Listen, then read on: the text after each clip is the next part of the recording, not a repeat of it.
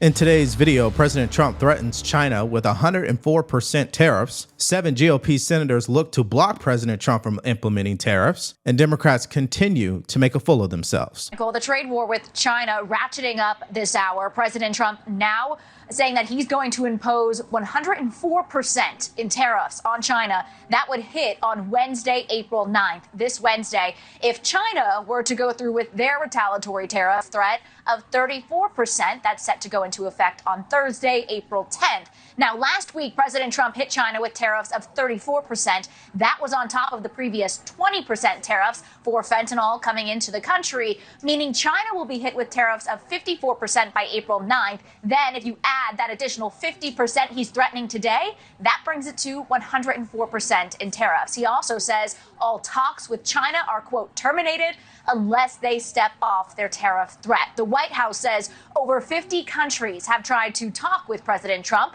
Trump also saying in that Truth Social post that those negotiations will begin, quote, immediately. The White House, though, pushing back on the idea that President Trump is considering a 90-day pause in tariffs as, quote, fake news after it spread on social media and caused the stock market to jump. Now, I think the only thing that matters, given everything that went on this morning, why would President Trump be giving this amount of attention to China in this way?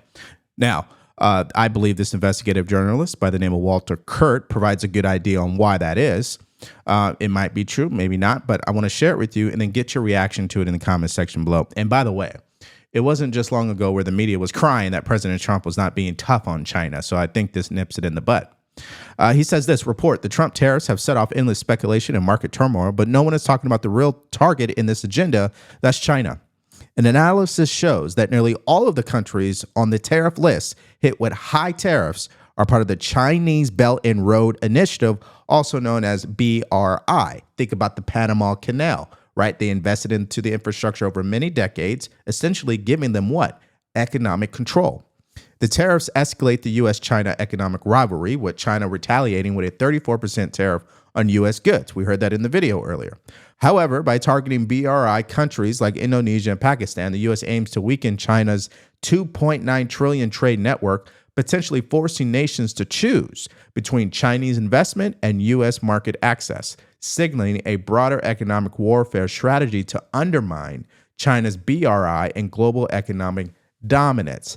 Now, that is an interesting perspective. What do you think about that? China is right now taking a big hit because everyone knows we're right. They have to pay tariffs because otherwise we have a surplus, and they have a surplus with us that is not sustainable. I don't want anything to go down, but sometimes you have to take medicine to fix something. And we have such a horrible, we have been treated so badly by other countries because we had stupid leadership that allowed this to happen. Yeah, so the president is correct. It is stupid leadership, but the media is also stupid too in the way that they report on these stories. Which brings me to what you see here on the screen. This is a rumor that happened this morning where supposedly President Trump was considering pausing tariffs for 90 days. Now, we're looking at ground.news, and if you guys want to check this out for yourself, just go to ground.news/Devori. This is the tool we use to produce the show because it shows us what both sides are saying. Now, let me just show you an example of an article that leans left. This is their headline.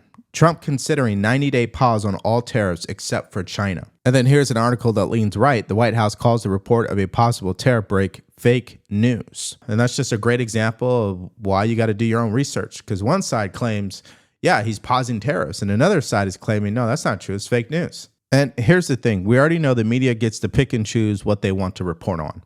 Which brings me to this amazing feature from Ground News called Blind Spot. These are articles that are disproportionately covered by one side of the political spectrum. Let me just show you an example of this, okay? So yesterday on Air Force One, President Trump stated that he's not willing to make a deal with China unless the trade deficit is solved. You guys saw that in the earlier clip. Now, come to find out, only 15% of the outlets that reported on this story lean left, meaning they're not talking about this. So the bottom line here is if you want to be fully informed like we are, when we go to produce this show, we're using Ground News to help us see both sides of the story. And you could do that for yourself. So if you want to use this tool for yourself, all you have to do is go to ground.news/Devori, or you could download the mobile app. Just use promo code Devori, and it's going to give you access to everything that I showed you in this video, including 40% off the Vantage plan. Here's the thing. What we're not talking about is oil was $76, now it's $65. Gasoline prices are going to plummet Any other time, that would be the #1 story. In fact, if you go to the polls, what will get you elected as president? Much cheaper gasoline or Wall Street crying? I'm just being honest about it, right? So, yeah, people have these stocks in their 401ks. And guess what? We've been through it. There's a correction on average every year. There's a bear market every couple of years. I think most people are accustomed to that. But to Bob's point, it's lower interest rates, mortgages coming down. Yeah, all of those positive things are clearly being ignored by Democrats. And just think about the position that they're in. Democrats have a history of crying about China every step of the way of their careers. Now they're silent on it. Now that President Trump is actually holding China's feet to the fire, you know what they're saying now? Oh, Trump is going to hurt Americans. Now, let me show you an example. Here's Chuck Schumer in his heyday raging against China. The bottom line is very simple, Mr. President. The Chinese have enjoyed a huge trade surplus with the United States, as this chart shows. Every year, it gets larger and larger and larger. Admittedly, some of that trade surplus is due to the rules of free trade. But much of that trade surplus is because the Chinese don't play fair. They don't let our goods into their country. I can tell you company after company in New York who cannot sell goods in China or can only sell the goods under certain conditions that make it impossible for them to sell them. The Chinese make no effort to prevent the ripping off of our intellectual property. Okay, so let's go to our second story. It's being reported that there are 7 Republican senators looking to sign onto a bill that would check Trump's trade authority, meaning they want to stop him from using tariffs, okay?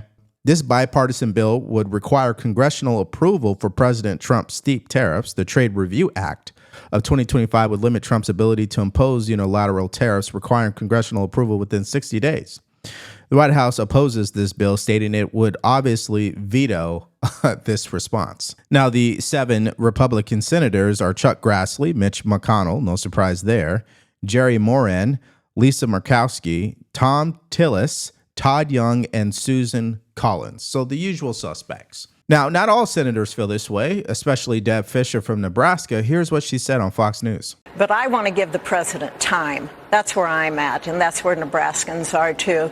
To be able to give the president time. As you quoted what he had put up this morning, I agree with those points. We're seeing a decrease in oil prices. We're seeing food prices come down. Here in Congress, we are looking at spending cuts to get spending under control. We're looking at getting rid of a lot of regulations out there. All of that is part of this package. So when we wait for the president's tariffs to be able to have an impact on the unfair trade practices that we have seen against ag producers, against manufacturing here in America, we want to make sure that we're going to be addressing that. Yeah, so she is definitely spot on in regards to this. It's a similar analogy to the stock market. You don't panic and make decisions from fear. You let things play out and then assess your options from there. And those 7 GOP senators, that's not what they're doing. They're panicking when they should really give President Trump the benefit of the doubt here. Allow him to prove whether he is correct or wrong. But you can't do that if you rush and try to handicap his executive powers, of course. Now, here's what Speaker Johnson had to say about this move. But, Mr. Speaker, there's a push by some of your members to give Congress a say.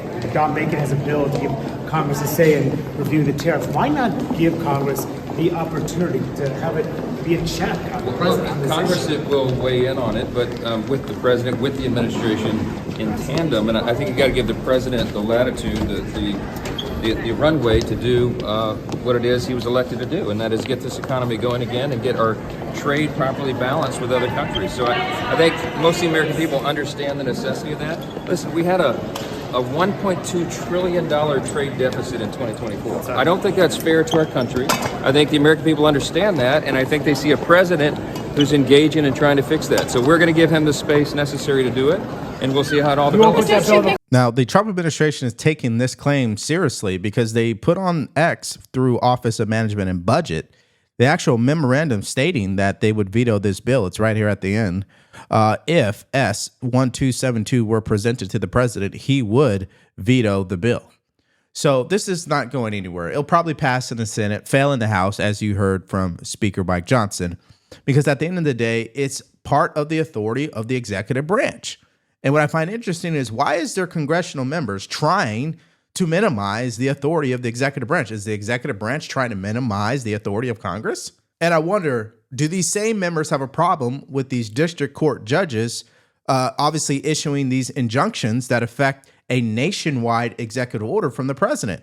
So I think there's some contradictions there, and I don't believe this is the right approach. There's a reason why it's called separation of power. And while those GOP senators are looking to stop President Trump from exercising his executive authority, the Treasury Secretary just made this huge announcement following a very constructive phone discussion with the government of Japan. The president has tasked me to open negotiations to implement the president's vision for the new golden age of global trade with Japan. Essentially, that they are coming to the table and we are going to renegotiate these trade conditions with that country. Now, that's great news. It was also reported this morning that Europe was open to implementing a 0-0 tariff trade agreement. Listen to this. We stand ready to negotiate with the United States. Indeed, we have offered 0-for-0 tariffs for industrial goods, as we have successfully done with many other trading partners, because Europe is always ready for a good deal, so we keep it on the table. But we are also prepared to respond through countermeasures and defend our interests. Yeah, now that's what she had to say, but here's the reality. Europe has just countered America with a 25% tariff that goes into effect on May 16th. So it'll be interesting to see how President Trump responds to that, because we saw how he responded to China. And if people are wondering, why are we going back and forth with all of this? It's because it's an active, open negotiation to disrupt the current way of doing things that has not benefited middle America. Everybody knows that. Actually, I shouldn't say everybody, because you know what Democrats are up to at this point? They're trying to come up with a new narrative. It's called MAGAnomics. Now, Mr. Speaker, I rise today to call out Donald Trump, Elon Musk, and their disastrous MAGAnomics. Last week, Donald Trump and his cabinet of billionaires recklessly imposed the largest tariff tax hike in American history. Now, look at the markets just today. They're crashing. Costs will now increase on all kinds of costs, goods for the American family and people across this country. Working families can't afford to pay more for basic needs, for necessities. No one voted to pay for more expensive groceries, homes, cars, and household goods. But that's all Donald Trump has to offer. My only response to the congressman is the numbers are not on his side. Okay, so we're not even going to buy into what he's saying. I just want to show you that's what they're up to. Now let's go to our third story, and this is really going to be fun. Now, we already know about the protests that took place over the past weekend. We also know that these protesters have been getting paid. I was one of the paid protesters at the April 5th liberal protests. And so I just wanted to come on and talk about my experience, what I had to do to get paid, and how much I got paid. So there were two kind of parts to it. The first was obviously just showing up. They gave me like a time and a place and told me to look for a girl with blue hair and a nose ring, which like I thought would be really hard because I thought like everyone was going to look like that. But luckily she was the only one. It was really easy to find her. So yeah, that was good. I checked in. They told you that you couldn't wear anything MAGA. They also asked you not to wear red. So I just wore a black t-shirt and jeans. And yeah, I checked in, and then they said just like go on the march. And then at the end, there would be like a questionnaire to answer. Oh, and then the other thing is they said they would pay extra if you brought a sign. Okay, so the big reason why I want to show you this is for two reasons. Number one, it confirms exactly what we've been telling you, is that these protesters are paid. That's the first thing. Secondly, if they are paid, then that means people who have been vandalizing these Tesla dealerships and vehicles are also paid. Who are they exactly? That's what we really want to find out. Not just the company name, but who are the actual individuals? And I hope Kash Patel and Pam Bondi gets to the bottom of that. Okay, so let's hear from Cory Booker because he's celebrating these protests. Here's what he had to say on The View. How happy were you to see all the folks that came out around the country? Yeah. It was for me food for the soul. Yeah. You didn't see partisan band waving. You saw Americans standing up for Americans. Yeah. Because we really are at a moral moment, as we've been generations past in the suffrage movement, the civil rights movement, the labor movement, the LGBTQ movement. So many movements we've seen Americans join arms, a rainbow coalition standing up for what's right. And this ain't a one-time thing. This is going to stay. This is going to stay with Americans every day until the stuff is fixed. Yeah, so we know what's happening here. Democrats have to celebrate something. And Cory Booker is going to take advantage of the opportunity. It's similar to AOC and Bernie Sanders. They're taking advantage of the opportunity as well for political gain. Overall, the end result is what? To be the presidential nominee for the Democrat Party. The only problem is everything they're saying is based on empty lies and platitudes and virtual signaling, as you guys know. And if President Trump proves that these tariffs are successful and the end result is lower prices across the board and a trade agreement that brings back jobs to middle America, and that happens, I guess it just doesn't matter what Democrats do. And it definitely doesn't matter how many more protests they end up doing when they don't even know what they're protesting, right? Now, this brings me to the question of this video. Given what happened this morning, the market, and over the past weekend, where are you at with President Trump and these tariffs? Do you have a 401k right now that you have seen decline? How has that made you feel? And do you still support what President Trump is doing? Let me know in the comments section below. Now, I showed you what these anti-Trump protesters had to do in order to get paid in this video. But yesterday I uploaded a video where those same protesters can't even tell you why they are protesting. If you miss out on that video, more stories from yesterday, all you have to do is click on it because it's coming up right now.